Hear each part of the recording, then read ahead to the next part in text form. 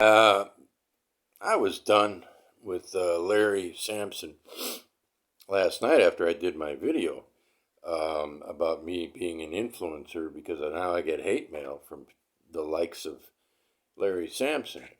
And wouldn't you know it, that just today, Larry Sampson, whose name is Robin, and his last name is not Sampson, but I'm not going to tell you his last name because he didn't say it.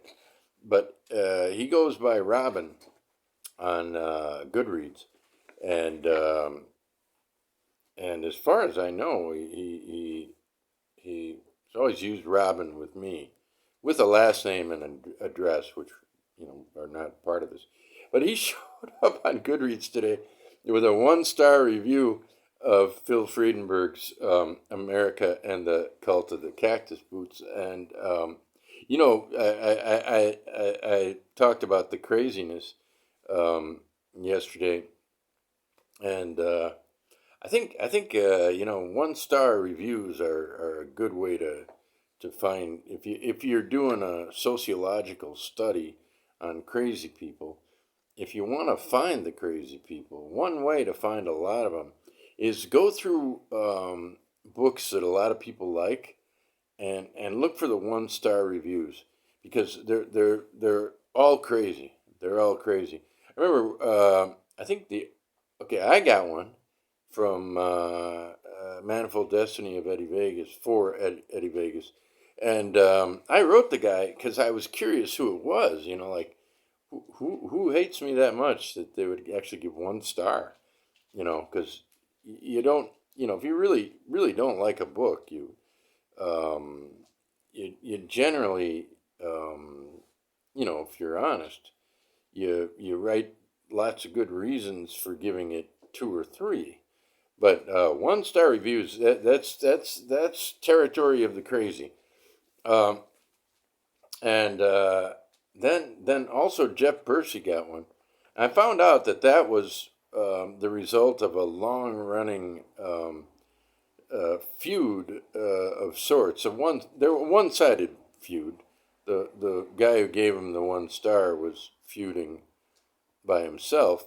Bercy told me early on, don't bother with this because, this is just, this is old crazy stuff.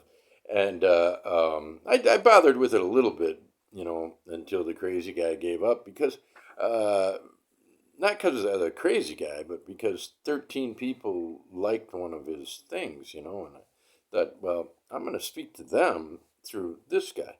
And it turned out that he had a conspiracy theory about the Stephen Moore crowd, and he felt like all the Stephen Moore writers and readers were like a small circle of cultists, so to speak, who write books and praise each other, and the weird thing about that is that he's imagining a circle that would fit into a seminar room when in fact it's it's not a circle at all. It's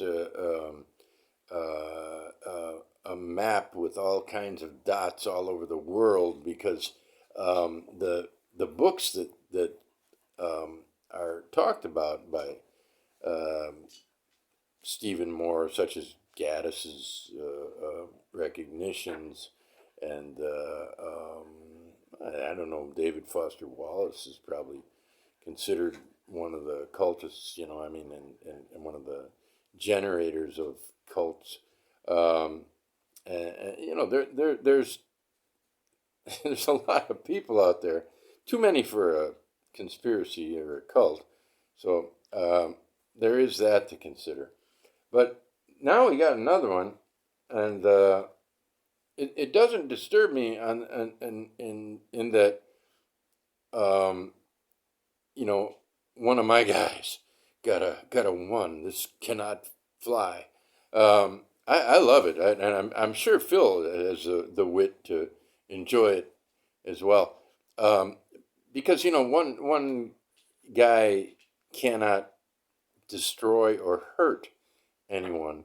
And that's part of the crazy, is thinking that they can. Um, they can't.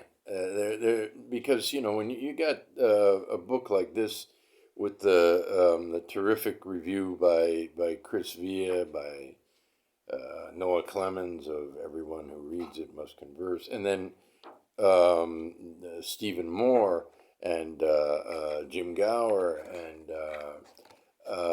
and then all the readers, who are very good readers, who have read the book, and they're all just loving it. They're finding something magnetic about this. But I've talked about that on here. I have a couple of reviews about it too. My second one is the one I'd recommend, where I really try to figure out what it is that makes this book so great. Um, so yeah, it's not. It's actually, the writing is to my mind quite brilliant. Juvenile, that's to your taste, but things like that are thrown in by the crazy people to because they think that it's hurtful, you know, and hardly edited. Well, it was edited very hardly, but probably too quickly, because there was a revised version put out that had more edits. Far too long. Um, I, I I guess that's subjective. I found it quite quite right, uh, and extremely expensive. It's the same price as all our other books that are in big form. We had a couple that were more than 20 euros. This is 20 euros. We had a couple that were more than 20 euros. The Brossard books, the two big ones, were very expensive to produce because we didn't have the electronic version, and but we've reduced it to 20 because now we've sold enough to pay for the extra. And I don't like to charge more than 20, um, but we'll see how it goes in the future. If there's some way to reduce the cost of printing, we'll reduce the prices. Um, anyway, uh, so not at all at the level of Mark Danielewski's Leaves of Grass. Well, he's got Danielewski and Walt Whitman mixed up, so I'm not sure what to say about that. Subpar compared to other Corona Samizdat publications. A one guy oversees operation. Well, that's not true, really, but I don't blame him for not thinking that through, because there's no way that one guy can do this. One guy can tell people how to pay, and one guy can wrap up.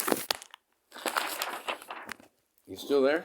Yeah, one guy can wrap up these books and put addresses on them and go to the post office. But you got to have typesetting, and you got to have printing, and one guy. Also, I need a lot of advice, and I get a lot of advice, and really great advice, by the way. Um, but this is where I have to, put my foot down here, because there's factual error here. He says, especially disturbing considering the publisher blacklisted. How can I blacklist anybody? I mean, I can remove someone from my list, but I can't blacklist anyone. Blacklisting is like you get on the phone and you call your colleagues and your other influencers, and you say, don't publish this guy, don't give this guy any positive attention. That'd be blacklisting. But I'm not that's like a high level influencer, probably above influencer, decider. That's decider level. I'm not decider level. Anyway, so I didn't blacklist anyone. Um, he's talking about George Salas, and he says, blacklisted for criticizing a Corona Samizdat book. That's not true. Former Corona Samizdat author George Salas, given George Salas's first novel and his in progress novel. Now that's just kind of drivel. I don't know what that means. Given George Salas's first novel and his in progress novel, especially disturbing, given that. I'm not sure how that is supposed to read. But the factual matter is that George Salas was removed for censoring um, uh, um, in his capacity as a Goodreads um, librarian. He censored a review of one of his reviews, a critique of one of his reviews by me. He gave a 5-star review, so he didn't criticize a Corona Samizdat book. He gave a 5-star review to a Corona Samizdat book, but to my mind, it was terribly written and intended to make a reader not want to read it. And I, uh, I wrote what I thought was a pretty good review or critique of that review. I thought it'd be pretty interesting because, here I was, the publisher of these two authors, and one of them gives a 5-star review to the other, but I critique the one. And one thing I wanted to do was, talk about the star system and, how, the critiqued writer was David Vardaman, and we talked about it quite a bit. And so I can speak for David Vardaman in saying that he would have really liked a 2 or 3-star review of substance, but there was no substance about his book in the review, and it was a review of a book of a short novel and 13 short stories, and only one story was mentioned, and it was only mentioned to say that it was impossible to summarize. And I proved that to be false in my critique. But Salas never let anybody read that because he was a Goodreads librarian, and every time I tried to post it, he removed it. And I found out that that's what was going on because at the same time, he was so upset by me critiquing his review publicly, or trying to make it public, that he started talking to different people, and he made the mistake of talking to my great friend and co-writer, David Vardaman, one of my advisors. And he used, he called me toxic, and anyway, so through Vardaman, I found out that it was Salas doing this, and I had suspected that after a while. But he also,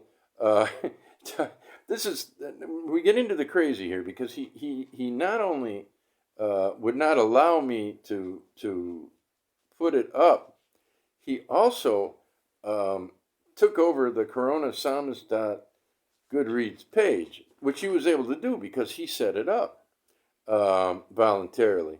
And he also helped establish my webpage, and he got into the webpage and removed the public discussion page. So that's why George Salas is not one of our writers anymore. That's just not behavior you tolerate in a person. So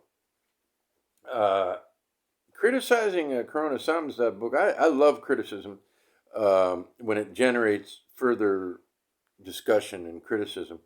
And I know that David Vardaman welcomes criticism as well.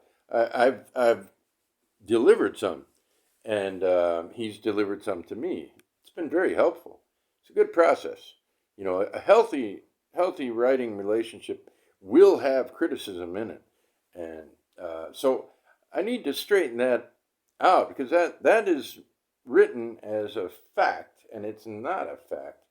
But let me finish this here.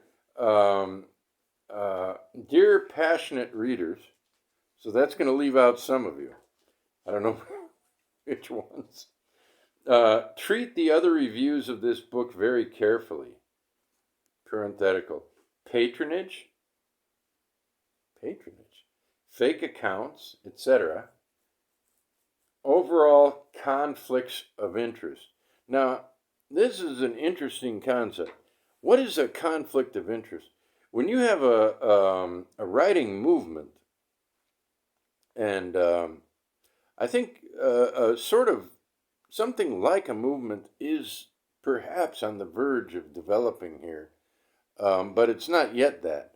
But because I don't, I'm publishing Jeff Bursey and Bill Clark, two Canadians who are underrated, overlooked, but terrific writers. Terrific writers.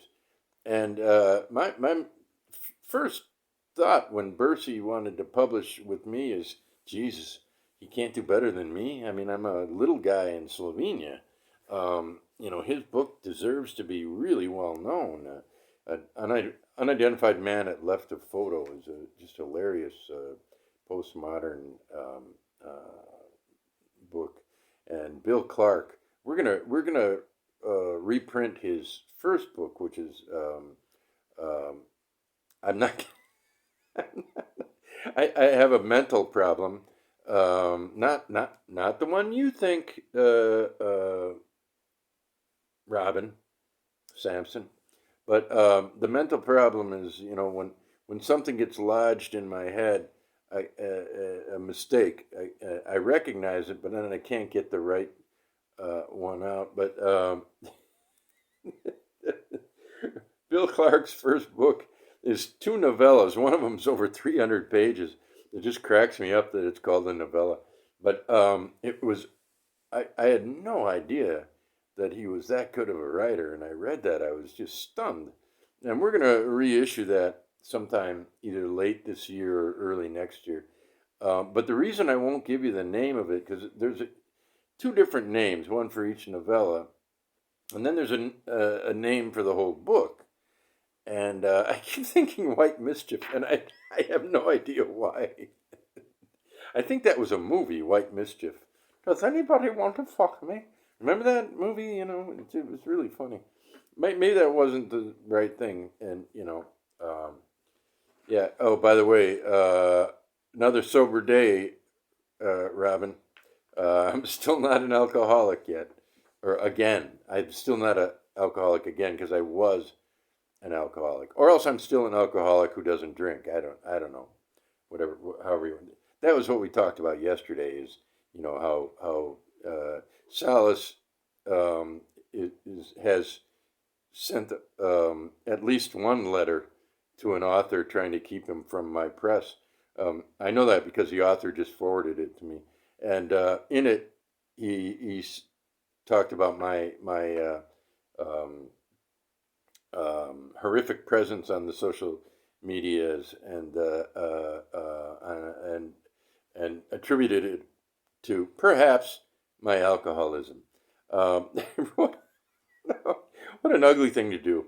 And and he knew that I hadn't been drinking for many years. He's Salas is a vegan.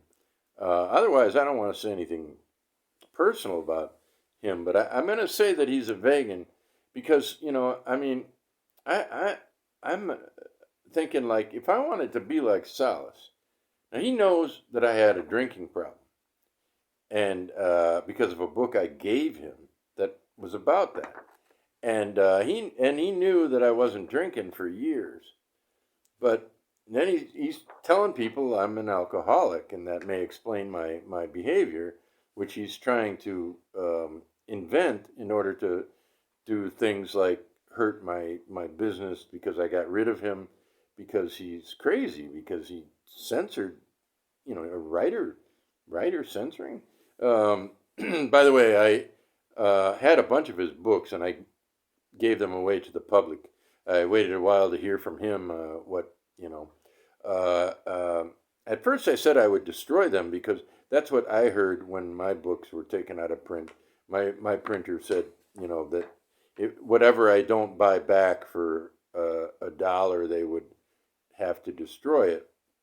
So in thinking that's the procedure, I told George that's what I would do. But I can't destroy them, and there's no need to. There were only like 25. But not hearing anything, I just they're around Isla somewhere. I just set them out and let people take them. Seems a good thing to do. And I got nothing against that book, and I love the cover. and the writing is at times sublime. But anyway, the thing I wanted to get at was, like, if I want to be like him and find out something personal about him and really get him, well, he's a vegan, and I know he takes it very fucking seriously. And so, what if I started writing people saying, that I saw George eating chicken. He was eating a chicken. And if that doesn't work, I could just keep embellishing. And I saw George take down a sparrow and bite its head off and swallow it.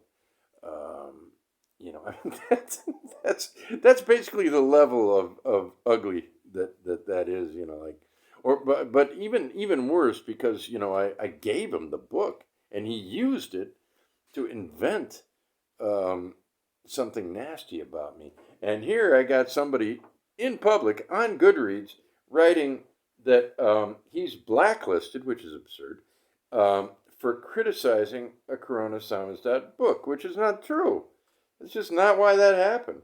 Not at all. Okay, to finish the review, because I wanted to straighten out that Salas shit once and for all. But after he wrote overall conflicts of interest. Oh, I wanted to say more about that. It's in the interest of writers to support other writers, and it's in the interest of readers to read books, and it's I think it's in the interest of a lot of readers to write their impressions of books, and it's in the interest of readers to read what other writers say about books, what other readers say about books, readers and writers. And a lot of people on Instagram are budding writers in a very, very difficult world for writers. And so it's good for people to come together and work together. And that's the amazing thing about Friedenberg's book, is it's all about that. It's all about coming together and as writers and saving the word. But it doesn't get at that very simply. It's beautifully complex and very expensive. So this overall conflicts of interest. There is no conflict of interest in Jeff Bursey or Bill Clark buying a book that I put out, because they're readers and writers themselves, and they and I know these people who I don't get the conflict of interest actually in Phil's case, because nobody's going to read a book like this and hate it and give it a good review. They'll ignore it. So if there's a name you want to see here, Robin, and you don't see it, you might want to contact that person. It might be he'll be sane, or she will be sane, but might agree with you that it's not a very good book or it's too expensive. So that's where you want to look. But conflicts of interest, no, writers need to come together in all cases and do things like, even if they're shitty at doing book reviews like I am, it's still good to do it. And it's also important not to lie. And I'll tell you, the only thing I do that's similar to lying is, I probably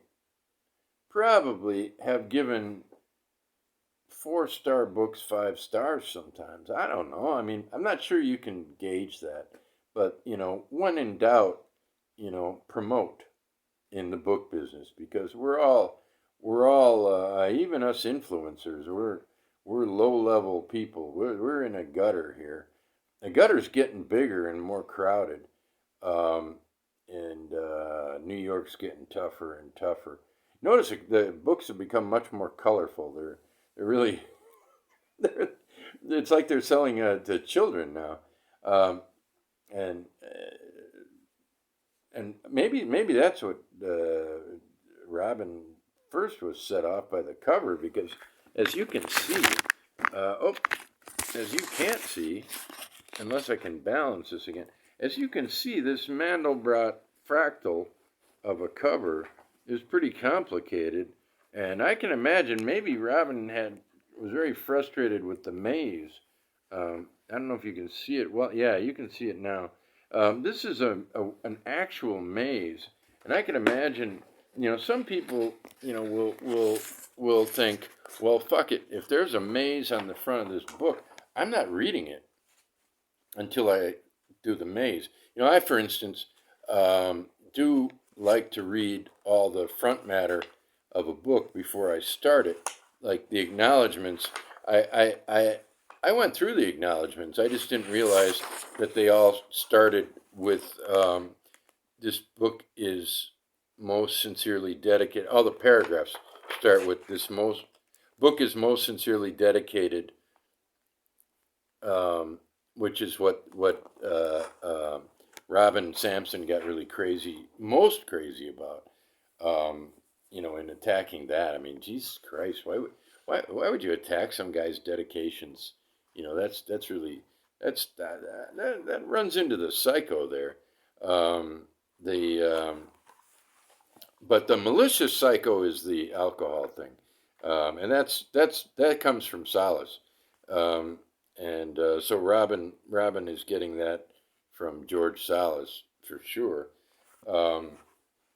and that's why he's mentioning Solace so much. I don't know what I went through some of like I said, maybe I didn't say this. Did I say it? I went through some old exchanges with Robin.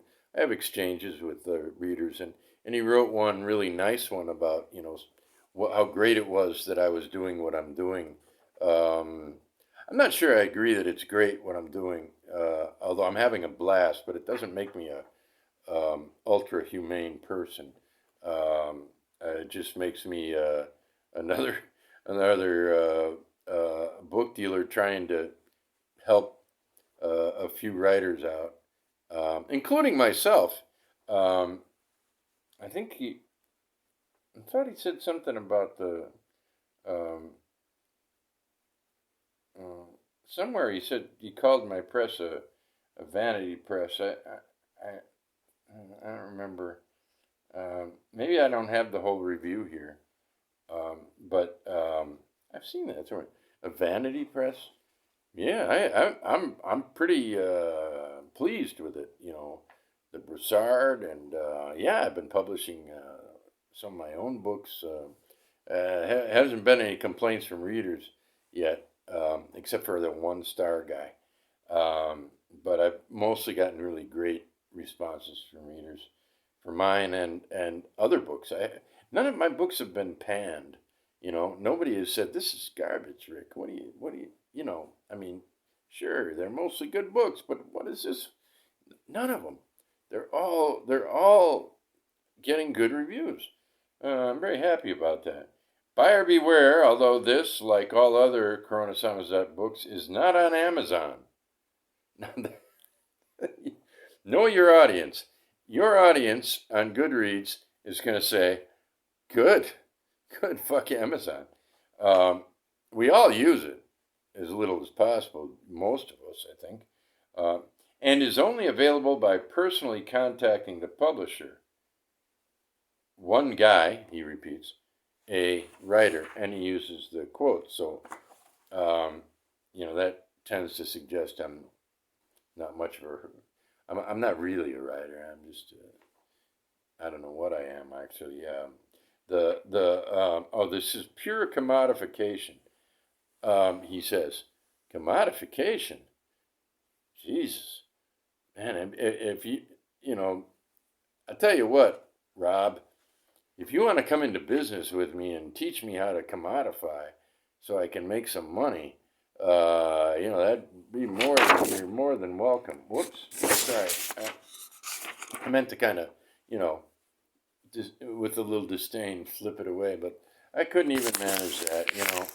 Robin, you're right. I'm a disgrace to my profession as an influencer. Um, and I didn't curate this content. Um, and here's Suleiman, though. Suleiman, I just want to thank you for being Suleiman. Just okay. Can you cooperate a little? Suleiman here was really nice this whole video, and I don't know. I wish you understood, and I wish your breath was a little bit better. When he was a puppy, he had really sweet breath, which is rare in a puppy. They usually have bad breath. But Suleiman was very good during this whole thing. He really wants to go to bed, and it is probably bedtime for most people at this time. I don't know what time it is, but it's certainly past 2 in the morning. But you know, I had to I had to straighten out some factual misinformation. Um, you know, it's not painful. It ain't painful to have crazy people say shit about you because they can't win. You know, that's whenever I hear another story about how George Salas attacked the press or me. You know, I'm a little like, you know, Jesus, George, would you give it up? Because you can't win. You can't win. You're the bad guy here. The press is doing fine. We generate a lot of good feelings, and you know, censorship is just something that can't be tolerated. You got to learn from shit like that. And now maybe the review that I critiqued, um, maybe it was a better review than my critique would suggest. But then you write your own response, and then we have a dialogue. That's what readers do, and even feuds. You know, people aren't interested in feuds unless they're on paper. You know, people want to know. You know, people want to read. You know, oh, good point by Salas there. Good point by Harsh there. Oh, look, Robin came in with a roundhouse. Where did he get that information? You know, that's interesting. Or if they see it, you know, face to face on television. But when you mail letters to writers saying, telling a lot of lies to try to get them to go to another press beside mine. I'm talking directly to you, George. George, is that you, George? Where are you? Where? Yeah, I'm talking to you, George Salas.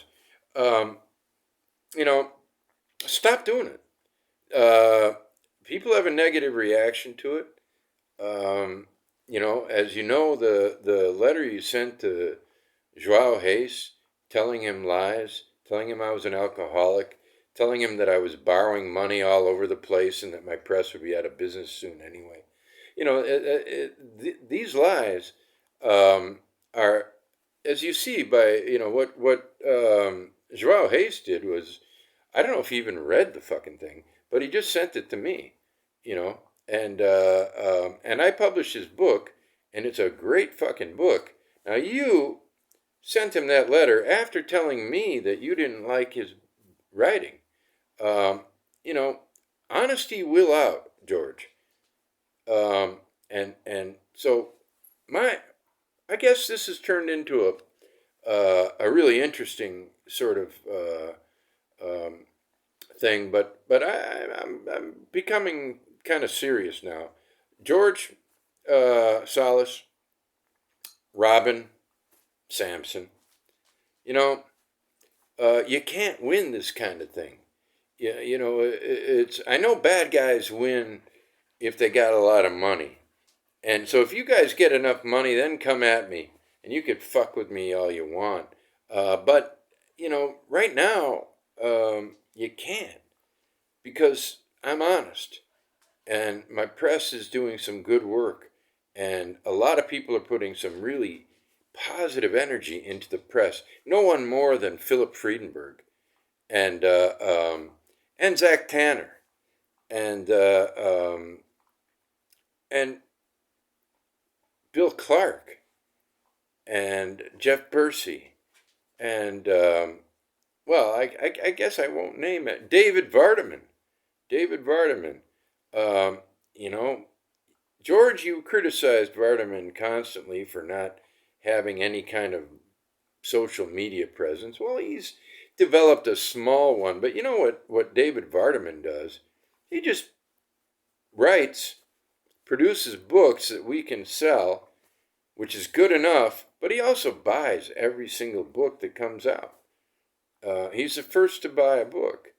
You know, I'm very happy with David Vardaman as what he is. He's a 64-year-old man. He's not going to become a social media adept, you know.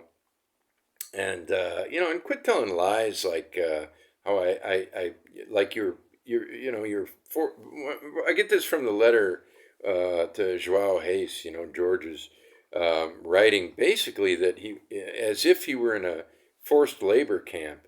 Every single thing I ever asked George to do was his own idea, you know. Web page? Yeah, good idea. Good idea. You know how to do it? Yeah, it's easy. That's that. And he writes Joao Reis as if he just escaped from Stalag Harsh.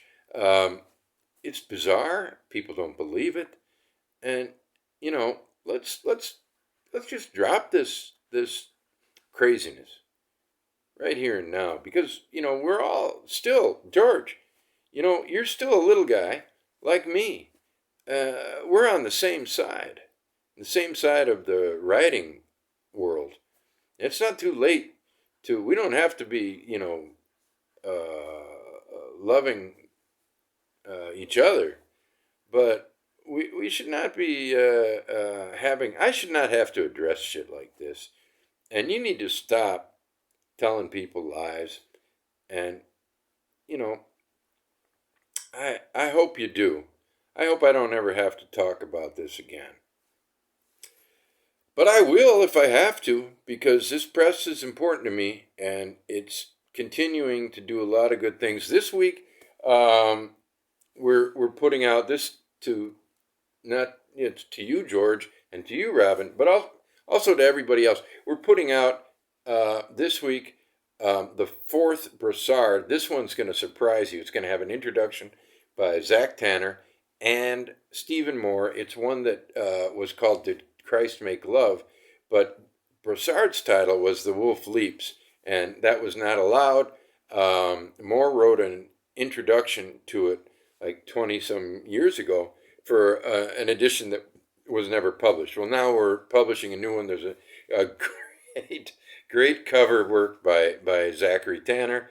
And then on September 1st, we will have Zachary Tanner's debut novel, Oscar Submerges, with an introduction by Philip Friedenberg. Now, I would not call that patronage or conflict of interest. I would call that convergence and generation creativity. So, there you go. Now you got an even longer one. Tomorrow depends on whether the crazy people engender more from me. I doubt it.